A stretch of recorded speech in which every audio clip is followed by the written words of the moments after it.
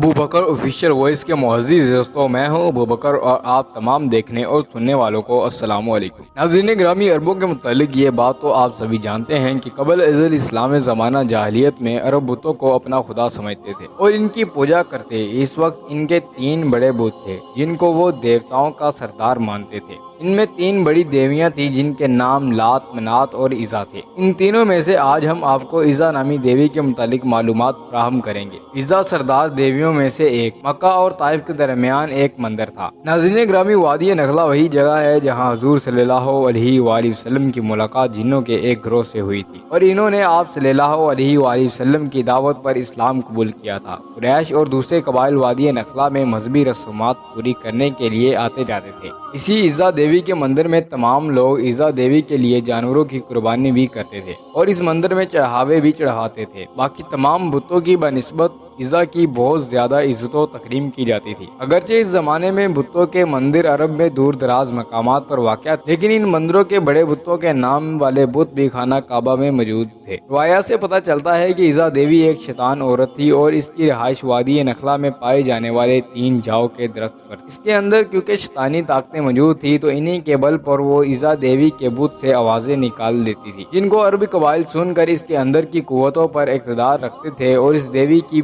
تعظیم بجا لاتے تھے۔ انہی وقتوں میں اللہ رب العزت نے حضرت محمد رسول اللہ صلی اللہ علیہ وآلہ وسلم کو مبعوث فرمایا اور آقائے دو جہاں صلی اللہ علیہ وآلہ وسلم نے لوگوں کو بتوں کی پوجا کرنے سے منع فرمایا۔ قریش کو یہ بات اچھی نہ لگی اور انہوں نے آپ کی ہر بات کی تردید۔ فتح مکہ کے وقت حضور صلی اللہ علیہ وآلہ وسلم نے خانہ کعبہ میں موجود تمام بتوں کو توڑ دیا، لیکن عزا دیوی کے مندر میں موجود بت اس وقت تک وہاں سلامت تھا اور اس کے ماننے والے عقیدت مند اس کی پوجا اسی زور و شور سے کر رہے تھے۔ چنانچہ عزا دیوی کے بت کو توڑنے کے لیے حضور صلی اللہ علیہ وآلہ وسلم نے حضرت خالد بن ولید رضی اللہ تعالی عنہ کو، جن کو سیف اللہ کا خطاب دیا جاتا ہے، منتخب کیا۔ حضرت خالد بن ولید رضی اللہ تعالی عنہ 30 گھوڑ سواروں کے ہمراہ وادی نخلا کی طرف روانہ ہوئے۔ حضرت خالد بن ولید رضی اللہ تعالی عنہ اسلام کے سب سے بڑے سپہ سالار کی حیثیت سے بھی جانے جاتے ہیں۔ ناظرین گرامی، حضرت خالد بن ولید رضی اللہ تعالی عنہ نے 125 جنگوں میں حصہ لیا اور کسی ایک جنگ میں بھی شکست نہیں کھائی۔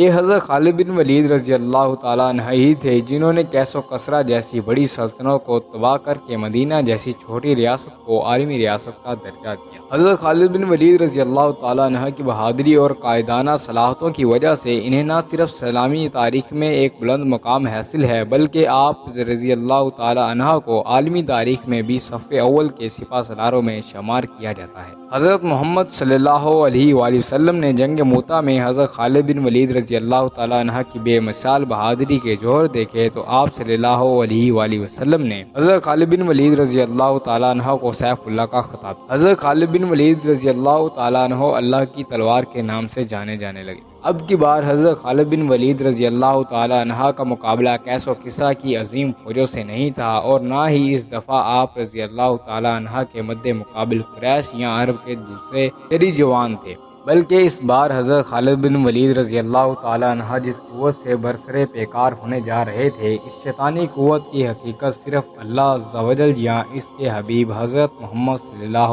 علیہ وآلہ وسلم ہی جانتے تھے۔ فتح مکہ سے کچھ روز بعد 25 رمضان کو حضرت محمد صلی اللہ علیہ وآلہ وسلم نے حضرت خالد بن ولید رضی اللہ تعالی عنہ سے فرمایا کہ وہ وادی نخلا کی طرف جائیں اور اس کے اندر موجود 3 جاؤں والے درخت کا رخ کریں۔ جب وہ 3 جاؤں والے درخت کے پاس جائیں تو پہلے جاؤں والے درخت کو کاٹ دیں۔ دوستو، جاؤں سے مراد ایسا درخت ہے جو خود روح ہوتا ہے۔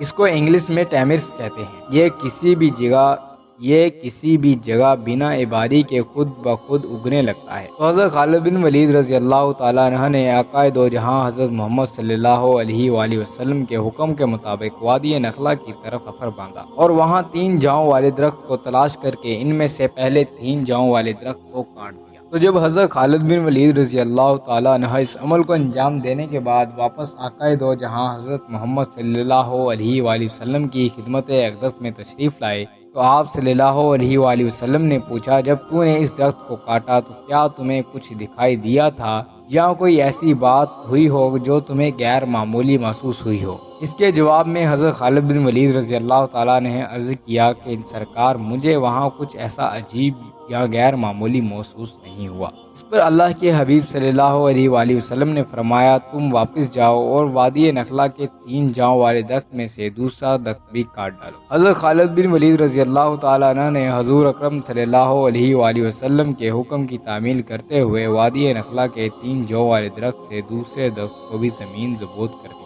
واپس جب خدمت اقدس صلی اللہ علیہ وسلم میں پہنچے تو آقائے دو جہاں صلی اللہ علیہ وآلہ وسلم نے وہی سوال دوبارہ کہ اے خالد کیا دوسرے درخت کو کاٹنے پر تجھے کوئی ایسی آواز یا تم نے کچھ غیر معمولی دیکھا؟ ناظرین گرامی، اس بار بھی حضرت خالد بن ولید رضی اللہ تعالیٰ عنہ نے نفی میں ہی جواب دیا۔ اس جواب کو سن کر آقائے دو جہاں صلی اللہ علیہ وآلہ وسلم نے فرمایا کہ واپس جاؤ اور تیسرے 3 جو والے درخت کو بھی کاٹ ڈالو۔ حضرت خالد بن ولید رضی اللہ تعالیٰ عنہ جب اس مرتبہ حکم کی تعمیل کے لیے وادی نخلا میں آئے تو دیکھا کہ ایک کبھی صورت شیطان عورت وہاں کھڑی ہے جس نے برہنہ حالت میں اپنے بال پھیلا رکھے ہیں اور انتہائی غصے کی حالت میں اپنے دانت پیس رہی ہے، اور اس عورت کے پیچھے عیسیٰ دیوی کے مندر کا محافظ بھی چلا آ رہا ہے۔ اس کا نام دبیہ بن سلمہ تھا۔ جب دبیہ نے حضرت خالد بن ولید رضی اللہ تعالیٰ عنہ کو دیکھا تو اس کبھی شکل شیطان عورت سے یوں مخاطب ہوا کہ اے عیسیٰ، خالد پر زور سے حملہ کر اور خبردار پیچھے نہ ہٹنا، اپنی اوڑیاں اتار ڈال، کیونکہ آج اگر تم نے خالد پر حملہ کر کے اس کو قتل نہ کیا